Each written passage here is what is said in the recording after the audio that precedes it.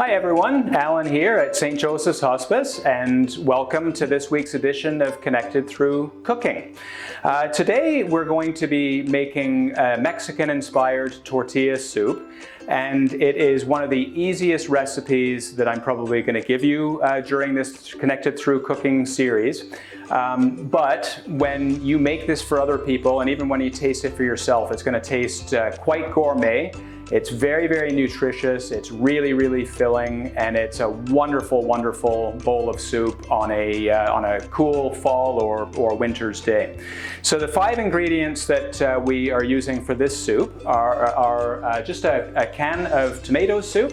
This particular soup is already doesn't require any water or milk or dilution, but you can also equally use a condensed soup and just follow the instructions, adding an equal amount of water or milk to that soup. You're going to be using some salsa, and the salsa in this recipe is the opportunity that you have to really put your own mark on this particular soup.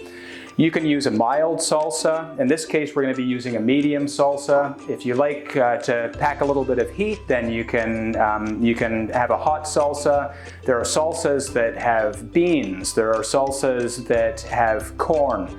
There are salsas that have kind of fruit undertones of things like mango. So you can really experiment with your salsa and develop a soup that's really sort of your own, that you've custom designed.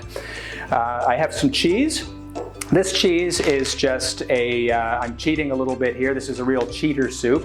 This cheese is already pre-grated. It's a Tex-Mex type of cheese, so there are 4 different types of cheese in this blend. They work really, really well with this, but you could just use a good cheddar or any sort of cheese that you like the flavor of. And then we've got some tortilla chips and some fresh cilantro.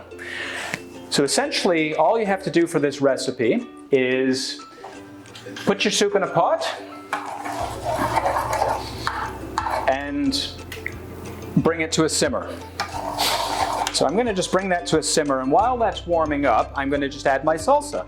And a small jar like this, you can, again, this is a recipe that you can do to really suit your own taste. I have a nice chunky salsa here. The nice thing about a chunky salsa is that you get quite a bit of nice texture with your soup.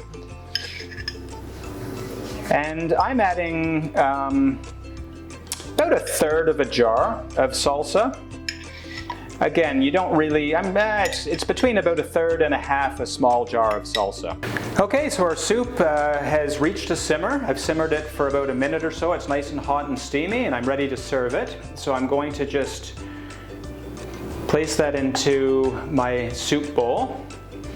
I love serving this in a white soup bowl because I just love the contrast of the white and the orange colors. And essentially, to garnish it and finish it, I'm just going to take some cheese. I'm going to sprinkle my cheese over the soup like that. I like to put the cheese on first because when it hits the soup, it starts to melt, and then you get nice stringy, ooey gooey bits of cheese. And then I have some cilantro. And you can either chop this, or you can just break it up a little bit and garnish it like this. I sort of like the look of having some more whole part. And you can use as much or as little as you like. You could also use things like green onion to garnish this with as well. And then finally, you just take your chips, and then you can just kind of sprinkle those over the top.